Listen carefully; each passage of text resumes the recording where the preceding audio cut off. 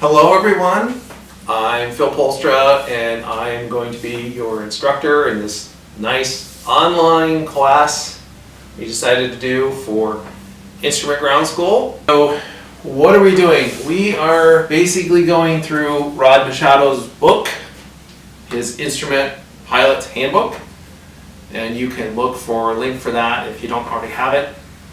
It'll be in the description for this video. So, how is this class going to run? Basically, I'm going to record some videos, basically just giving you some of what I think are the more important highlights for each of these chapters in Rod's book. We'll have a video for each chapter, and then from there you can read the book, watch the videos, and then we'll come together and we'll have our Zoom meetings where we can discuss things and you can ask any questions that you might have. Right? So let's go ahead and get started. The first thing I wanted to talk about today was what are some of the reasons that you might want to become instrument rated. So why would you want to become an instrument rated pilot? There's a couple of good reasons. Now for me, when I look at flying IFR, you say, why do you want to do this? Flying IFR is about learning to fly with precision,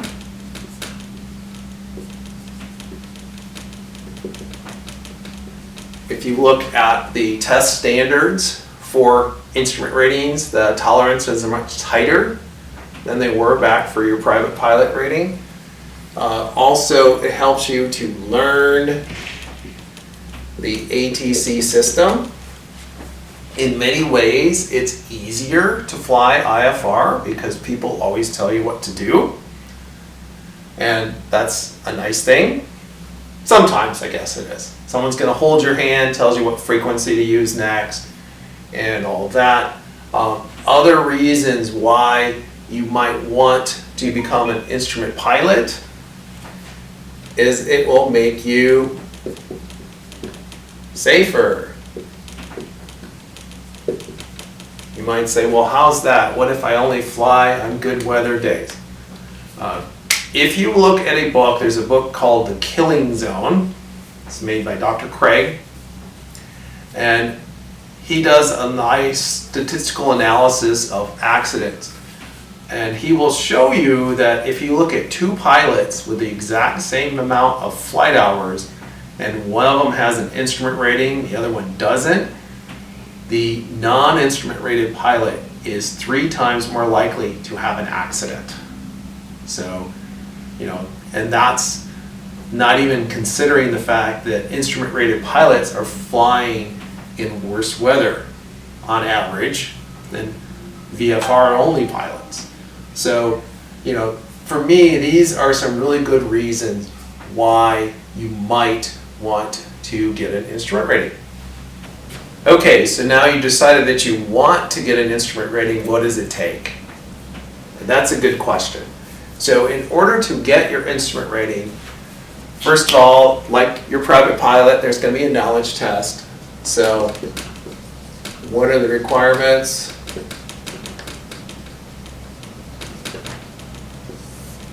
Knowledge test.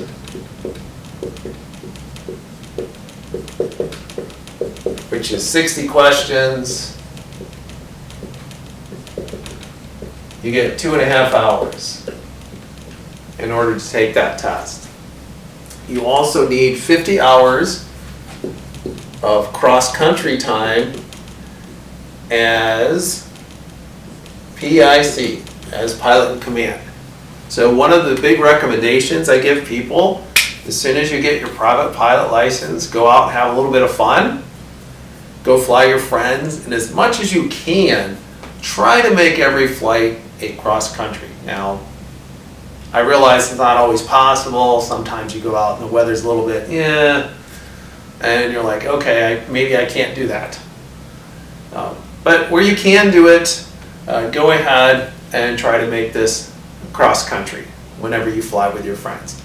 Other things to know, you probably will normally get about 10 hours of cross-country time through your training.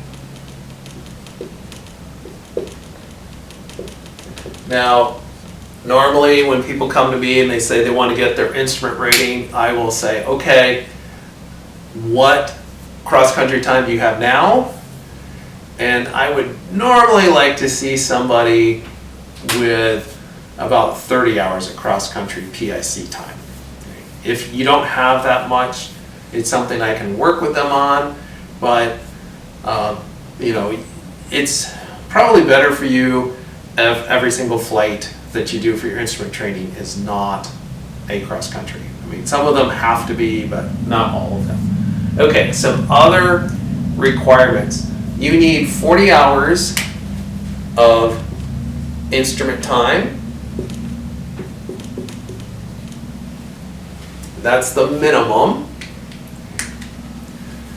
What is instrument time? Your book talks about this a little bit, but this is flight by reference to the instrument. So you can have actual, which people like, and then you have simulated,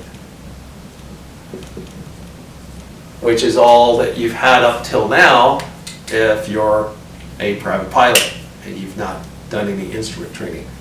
Now, it would be great if all the time there were some nice mild instrument conditions. What do I mean by that? It's not stormy, there's just clouds. It's not going to be super turbulent or dangerous to fly because of icing conditions and things like that.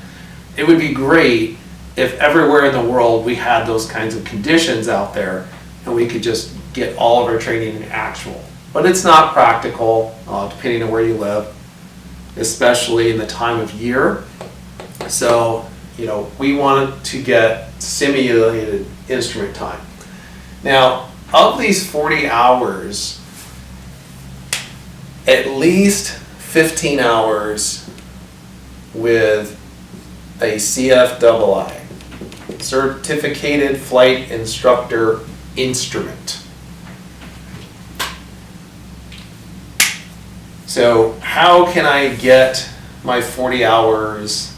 Well, I can get 15 hours with a II, and then I can have 25 hours with a safety pilot.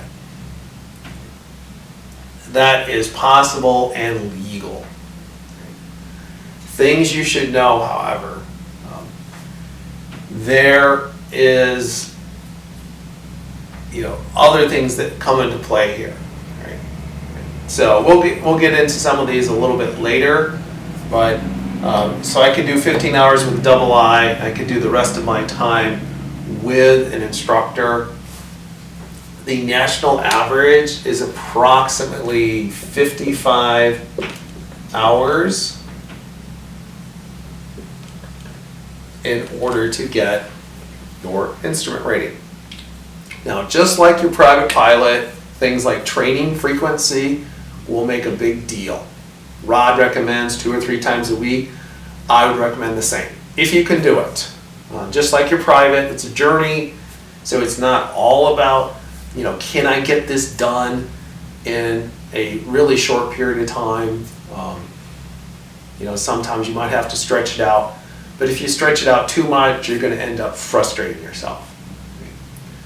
So 2 to 3 times per week, I would say, is kind of ideal in terms of a training frequency. So also, when we talk about requirements for your instrument rating, there is one long cross country that's 250 nautical miles with, of course, a landing at least one place that's 50 nautical miles away that you have to do 3 different kinds of approaches when you do that. So, okay, so that's what's required. 40 hours minimum instrument time, national average closer to 55. You can, in theory, do only 15 hours with a II and do the rest with a safety pilot. Speaking of safety pilots are at least a private pilot with a current medical, and they are legal to be PIC in your aircraft. So They can't be maybe gyroplane rated or, you know, even multi-engine rated and not single engine rated. That's not legal. So they have to be rated to fly your airplane. So they could be PIC. It's a nice little caveat, by the way. You can both log PIC time while you're doing this. So I want to talk a little bit about the process and some recommendations that I would have. You know, there are some people that are like, hey, I can do all this time with a safety pilot. Let me go grab a safety pilot and go fly, right? I wouldn't recommend that. I would recommend that you start with a double I. Right? Definitely start with a double I and get those fundamentals. Something else that you'll notice, you know, so sort of tips / the path to your instrument rating. Start with a double I.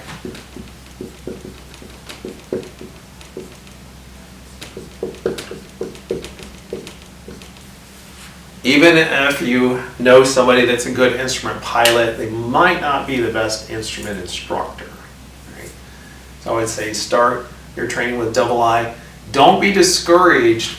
As Rod mentions, it's not unusual to spend about 6 hours on what we call BAI, Basic Attitude Instrument Flight. This is essentially learning to fly, doing all those things that you did at the beginning of your private pilot training, except for on instruments. So things like climbs, descents, straight level, turns. You know, can you hold your altitude for more than a minute? These are the kinds of things that you're going to start with. Right? You need to get these down cold. Right? You need to be able to be very good at this before you start saying, hey, I'm going to go fly those awesome instrument approaches that I heard all about. Right? Do that later. Get the fundamentals done first. Right? So that's a pretty strong recommendation I would have. Now, in terms of how can I do this and how can I save money? Right? Well, guess what? Sorry, aviation does cost money. You can make it cheaper and you can enhance your experience. Now, here's what I like to do when I got my instrument rating. I think that this is still a good path today. And I pretty much did the sim, fly, sim. So I would do the sim with an instructor. Right? And you can vary this a little bit. So I would use something like a certified simulator with my instructor. Right? You can do up to 10 hours of the 40 in a simulator, like the Redbird that we have here at Bloomsburg, if you are flying with a double I. If you're not flying with a double I, you can't log that time. You can still learn, but you're not going to be able to log it. Right? So this is what I would do. I would sim a lesson. I would fly it in the plane, of course, with my double I. And then I would sim it. In my case, I actually would sim it possibly at home. Possibly with a non-certified simulator. And I'll talk a little bit more about those later. But this recipe seems to work very well. You know, simulators are nice because you can pause them. They're also nice because they're a little bit cheaper than aircraft. You know, they're running this simulator here, the Redbird, nice simulator, $35 an hour, and currently they're actually running a special if you want to buy 5 hours.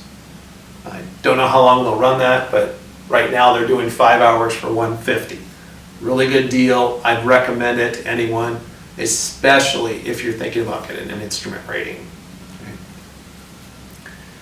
So, you know, these are just sort of some tips that you might consider when it comes to, you know, how can I get my rating quickly and for, not the absolute least amount of money, but how can I feel very confident in the aircraft flying IFR without breaking the bank? The last thing I want to mention, Rod talks a little bit about this as well. Some people are really anxious to go fly glass cockpit aircraft. And they say, should I do my instrument training in a glass cockpit aircraft? Generally speaking, I would say unless you own one, probably not. And I think Rod might agree with this. You can always transition there later. It's much easier to transition from the traditional gauges to the glass than it is to go the other way. Also, you will spend a lot more time trying to familiarize yourself with all the various new systems and bells and whistles if you haven't flown glass before. Having said that, if you do want to see what that's like, definitely the Redbird that we have here at Bloomsburg has both traditional and the glass panels. So that is an option. Personally, I would say, again, unless you have a glass cockpit aircraft, my recommendation would be start with the traditional stuff, maybe even after you get your instrument rating. If you want to transition and see what it's like, then go ahead, do it, and have some fun. All right, so you might be asking yourself the question, what are my simulation options? So I wanted to show you a couple of things. Obviously, we have the Redbird, which is definitely your best option for simulation.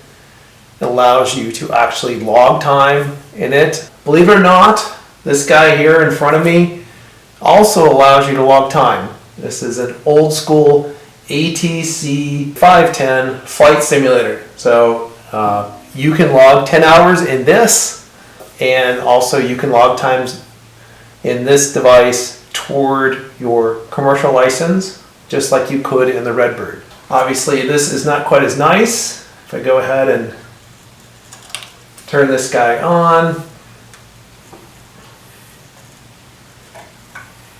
and start to fly it,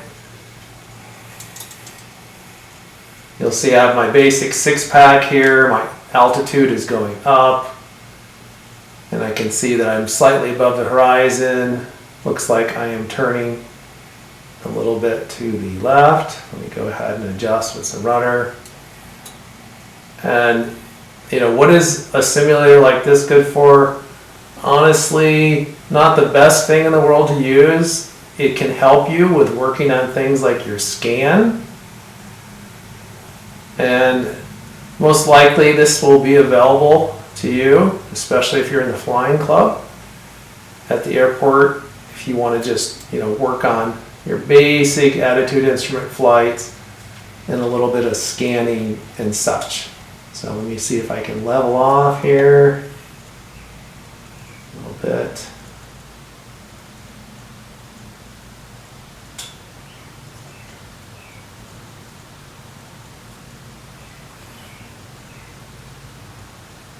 And there you have it. So that is a basic ATC analog flight simulator. Now, how does this work? Can you do approaches with this? You can. The way you have to do approaches in this device is you have to have what's called a flight assignment tape, and it will tell you that at different points during your flight, you will be required to do things such as to actually change the frequencies on the radios here. And when you change the frequency, that is informing the simulator, which again is an analog simulator. Some days, if you're flying this thing really hard, you can actually hear the little servos moving these instruments. It's kind of funny. But anyway, it will tell the computer rather, that, hey, you have hit your final approach fix or whatever. You're going inbound now on your approach. So, it does work.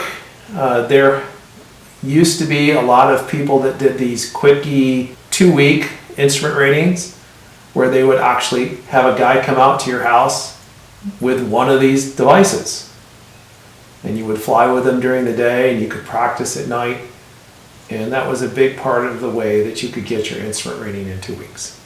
So not necessarily the best option, but just letting you know all the options that are out there.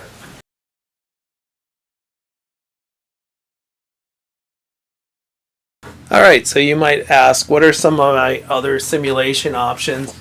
And again, obviously the Redbird is your best overall option if you aren't worried about things like cost.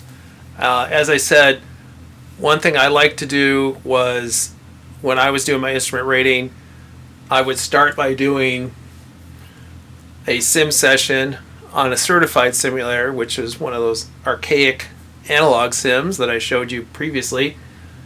And then from there, I would go fly the actual aircraft and then go home and do a sim. So this sim that I have here is X-Plane 11.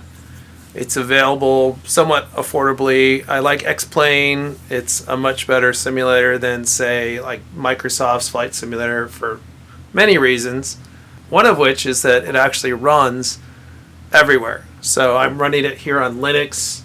You can also run it on a Mac or a Windows PC. Runs just as well all of those places.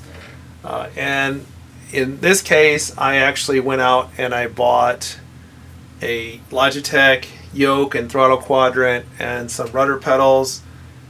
It did cost a little bit of money, but in some ways it's kind of worth it, I think. This is currently set up to fly a Cessna 172. This is pretty much set up like 9 Charlie Fox if you're in the flying club. And of course, I have it also set up, since I have dual monitors, my second screen is set up as an instructor station, so I can actually do things like randomly fail stuff on myself and all that. All right, so if I wanted to take off here, let me just go ahead and do that real quick. Give it some gas. I'm taking off from the Bloomsburg airport here. Now, I have it pretty much zoomed in just on the instruments. Let me zoom it back up so I can actually see myself and see where I'm going. It's somewhat useful. Now, the biggest thing that I think a little home simulator is going to do for you is it's going to help you with things like your scan. Chapter 3 is all about scanning and how does that work. So it looks like I'm finally getting my takeoff speed here in my little Cessna. I'll give it a little back pressure. And I'm off. Another nice thing about something like X-Plane is I can set it to a number of different kinds of airplanes. I can configure the avionics so that it looks like what I have. There is a G1000 Skyhawk also available in X-Plane. It comes with it. If you don't want to fly a specific model of plane, like maybe you're flying a Piper instead, there are tons and tons of aircraft, many of which are free, that are available for the simulator. So here I'm flying with some somewhat expensive hardware on X-Plane.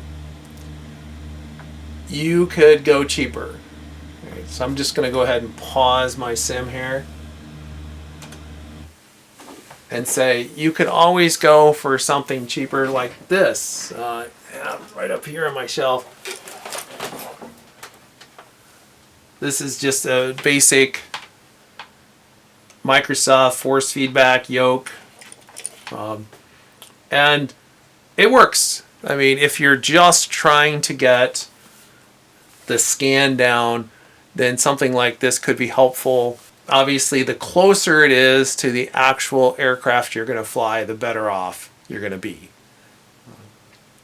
You know, if I wanted to fly something like a helicopter, which I also have available on X-Plane, I probably don't want to try to fly that with a yoke, but I can't. So just a couple of things out there.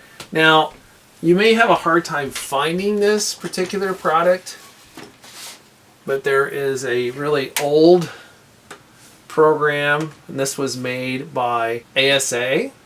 They no longer make this, and it is intended to be a flight simulator for instruments, and that's all it's for. And that program is called OnTop. You might be able to actually find a copy of the simulator out there somewhere. Again, if you can find a copy, it's probably super cheap. And it is just focused on the instrument panel.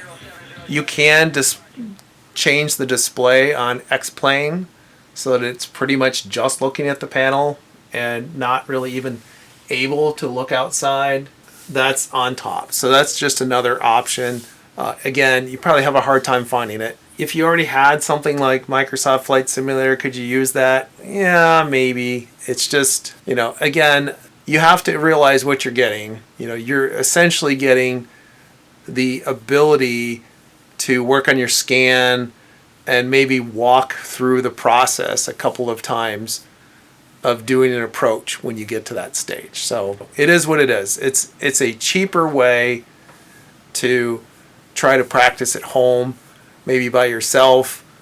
And if you want to try to do the fly sim method of instrument training, might be something to consider.